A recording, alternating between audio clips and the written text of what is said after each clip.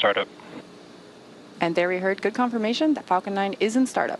At this point, the autonomous flight computers have taken over the count, and both Falcon stages are pressurizing for launch. Now we're just waiting for our launch director to give the final go. LD, go for launch. And there it is, LD's go for launch. So let's sit back and watch as Falcon 9 prepares for liftoff.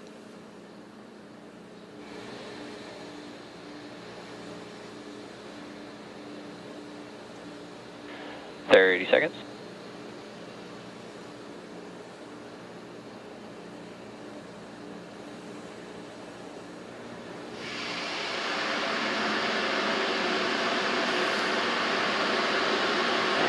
Seconds. Minus 10, 9, 8, 7, 6, 5, 4, 3, 2, 1, ignition. Engine full power and liftoff. Go Falcon, go global star.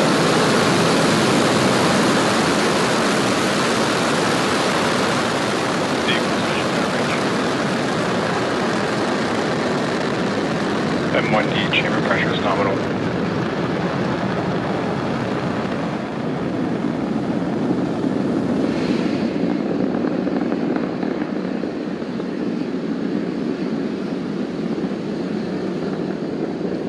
At T plus 30 seconds into flight, Falcon 9 has successfully lifted off from Space Launch Complex 40 at Cape Canaveral Space Force Station.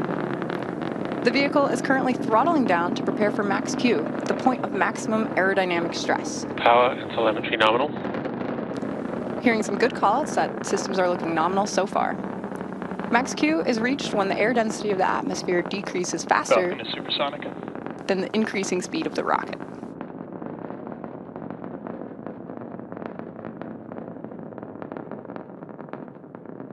Max Q. And there's max Q. Now we have several events coming up in quick succession here, which are main engine cutoff, stage separation, second stage engine start, or SES1, and start of the boost back burn. You can follow along with the timeline on the graphics on the screen. First up, main engine cutoff, or MECO, is when all 9 engines on the first stage shut down. This is followed by stage separation, where the first and second stages are pushed apart. Immediately after that, the second stage engine will ignite to continue pushing towards orbit. This is also known as second engine start 1, or SES1. Then, shortly after that, the first stage will perform a boost back burn, putting it on track for landing.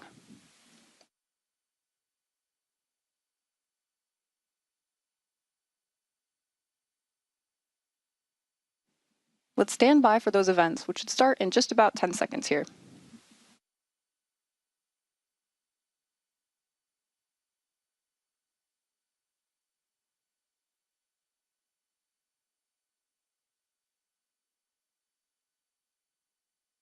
MECO. Stage separation confirmed.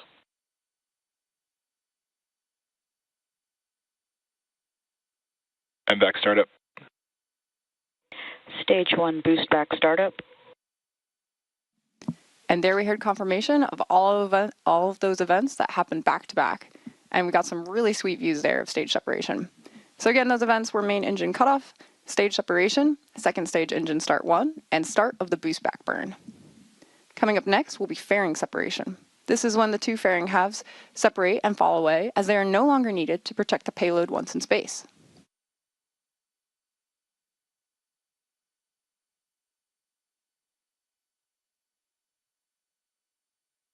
Fairing separation confirmed. And there's confirmation of fairing separation. Wow, look at that view. And those are our satellites for Globalstar right there. So now those fairings will be making their way back for recovery. The boost back burn, meanwhile, is continuing on stage 1 as it heads towards landing zone 40 at Cape Canaveral Space Force Station. Stage 1 boost back shutdown. And there's confirmation of boost back N. The next major milestone coming up is the entry burn on Falcon 9's first stage. This is scheduled to occur at the T plus 6 minute and 15 second mark. The entry burn is used to slow the first stage as it heads back to landing zone 40 at Cape Canaveral Space Force Station. Without the entry burn, Falcon 9 would only be using the atmospheric drag to slow it down, and that would add a lot of extra stress to the vehicle. That's why we do the entry burn, And after the entry burn, the booster will initiate the landing burn. This will slow the vehicle down even further for a precise landing.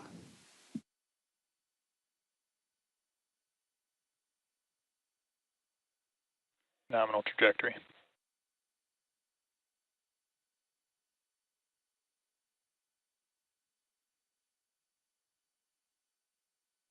To help steer the first stage as it returns to Earth, Falcon 9 is equipped with 4 hypersonic grid fins positioned near the top of the first stage. Now, when weather is clear, we often get a really nice view of those grid fins, but since it's nighttime, we'll have to see whether we get that view or not.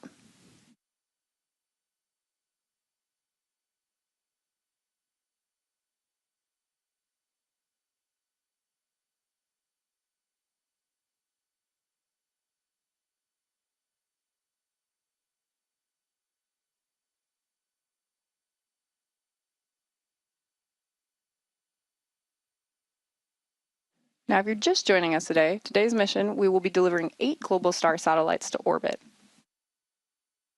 These satellites will integrate into the existing Globalstar constellation.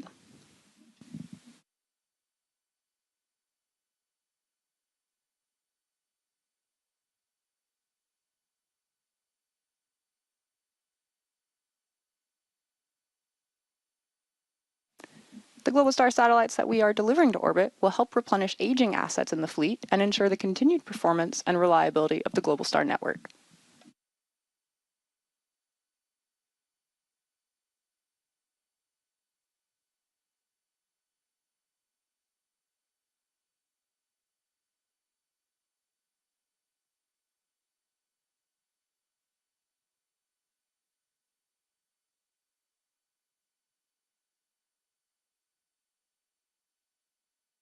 So the next milestone that we're coming up on will be that entry burn.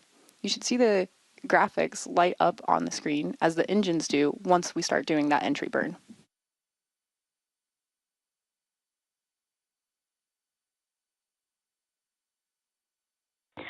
Stage 1 entry burn startup.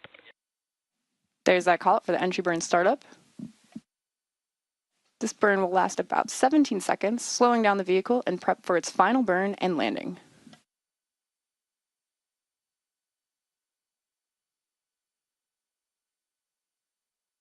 Stage 1 entry burn shutdown. And that concludes the booster's entry burn.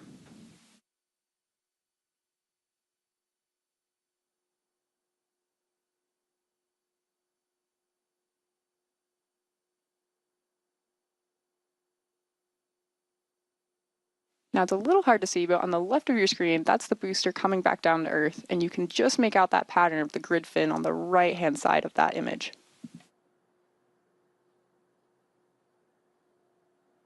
Stage 1 FTS is safe. Stage 1 transonic. We should hear that call out for the landing burn in just a few moments here.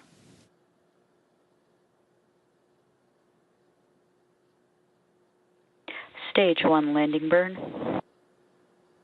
And there is that call out for the landing burn startup on the Falcon 9 first stage. This is the final burn that this booster will execute leading up to landing.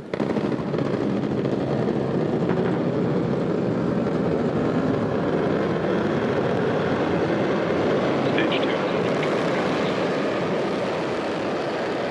Stage 1 landing leg deployed.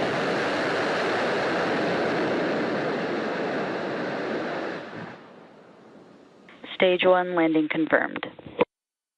And landing confirmed. Stage 2 FTS safe. That marks the 14th landing for this booster. Coming up quickly is second engine cutoff 1, or SECO 1. This is the shutdown of the Merlin vacuum engine on the second stage.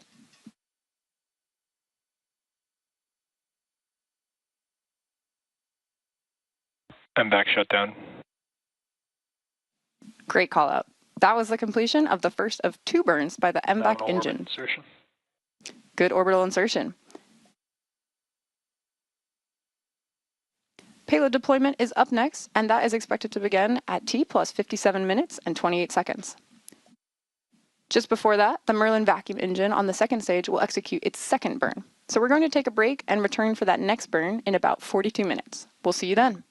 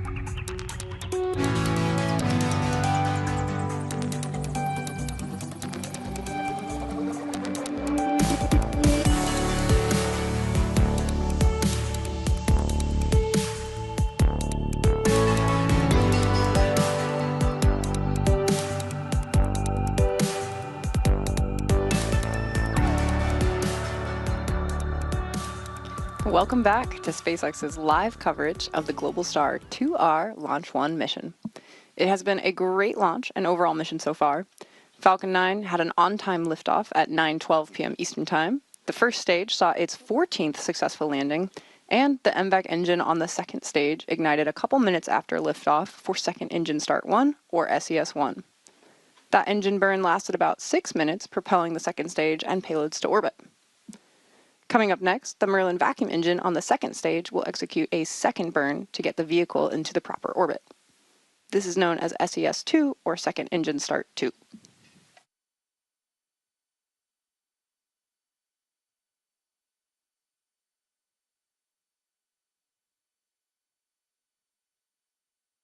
Now, if you turned in during the coast, we've been getting some of these insane views of the payload here.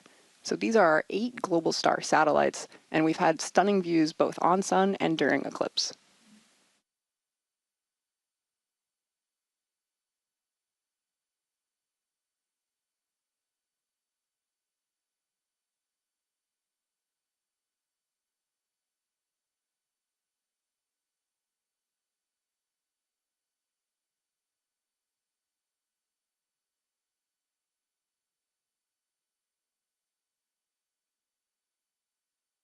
Up in about 20 seconds here. This is very important for making sure we get into the right orbit to do our payload deployment.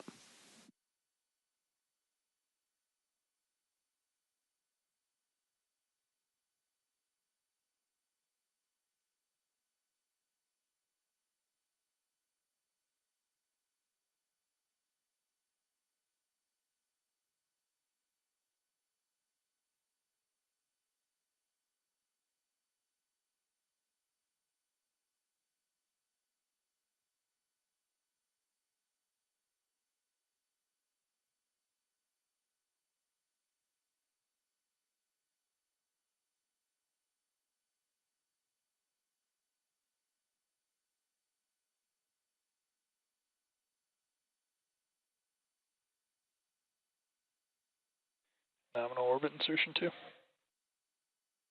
All right, great call out there of nominal orbit insertion. As you can see, that second burn was super quick.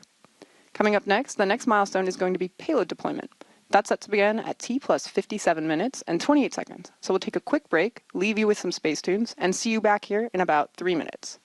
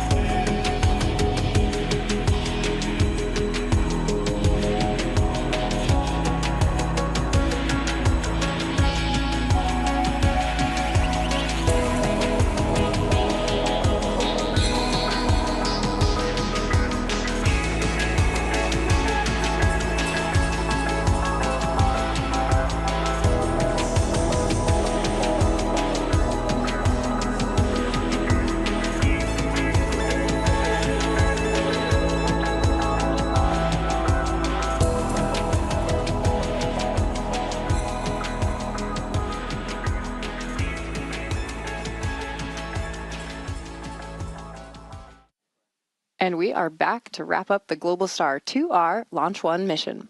Falcon 9 is currently preparing to deliver 8 Globalstar satellites to orbit. Before the quick break, we saw the second stage on the vehicle complete its second engine start 2 and second engine cutoff 2, which were the second burn. Next up, payload deployment will begin at T plus 57 minutes and 28 seconds. The full sequence will be about 6 minutes long.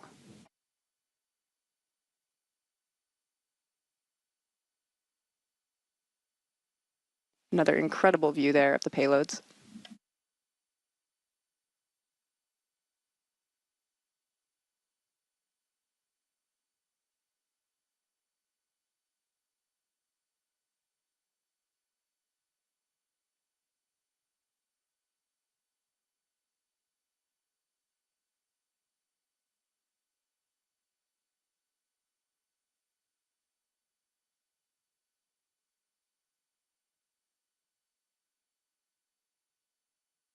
Spacecraft 1, separation confirmed. And there we see the first satellite being deployed. Incredible view.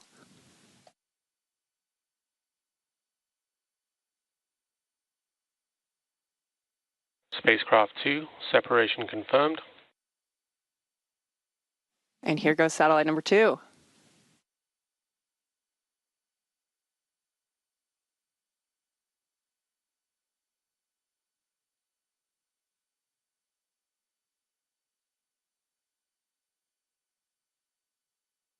Now, as a reminder, Globalstar operates a low Earth orbit satellite constellation. This constellation enables reliable connectivity for direct-to-device, Internet of Things, asset tracking, and satellite messaging applications.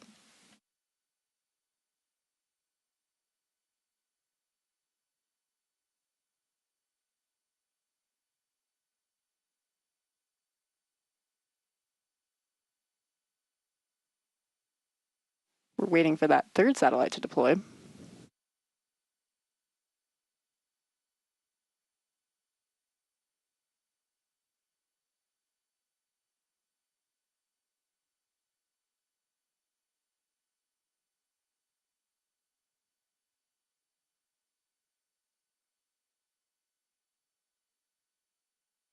The satellites that are deploying today will integrate into the existing Globalstar constellation and help replenish aging assets.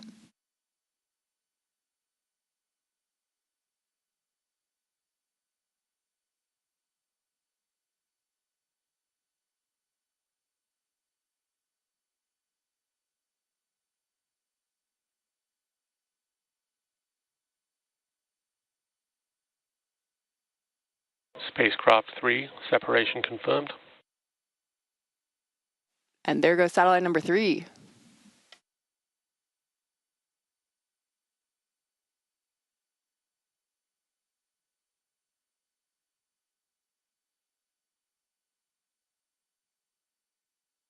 Spacecraft 4, separation confirmed. And satellite number 4.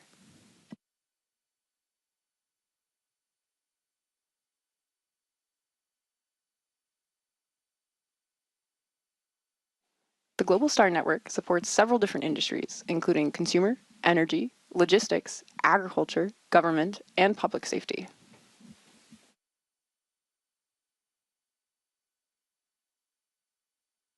So far, we've deployed 4 of the 8 satellites, so we're halfway through deployment.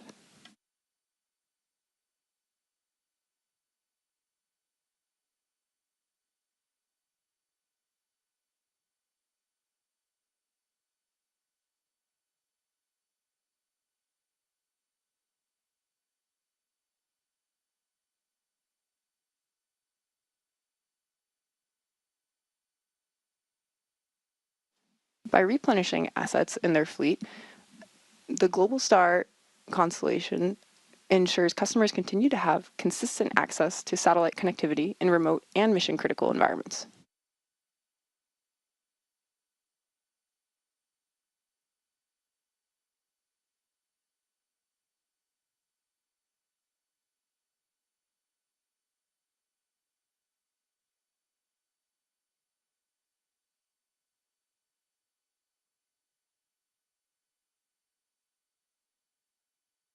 Right now, we're just standing by for those other satellites to finish deploying. Spacecraft 5, separation confirmed. And right on cue, there goes satellite number 5.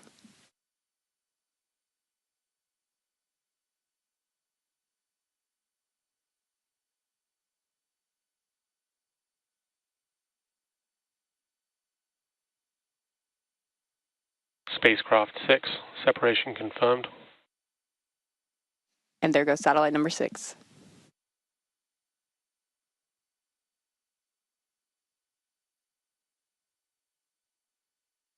Satellite connectivity plays a key role enabling communications beyond the reach of cellular networks. Therefore, this launch supports applications such as asset monitoring, environmental sensing, and emergency communications.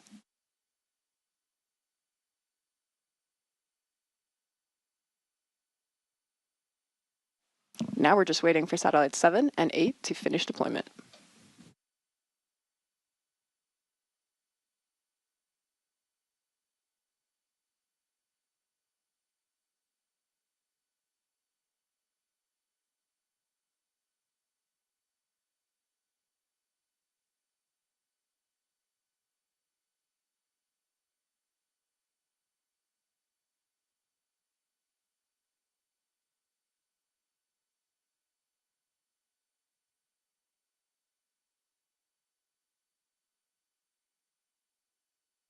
We're currently in standby, waiting for those last 2 satellites of the 8 Globalstar satellites to finish deployment.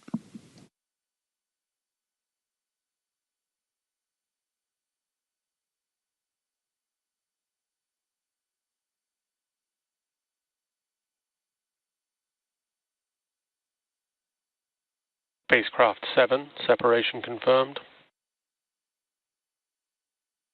And there goes satellite number 7.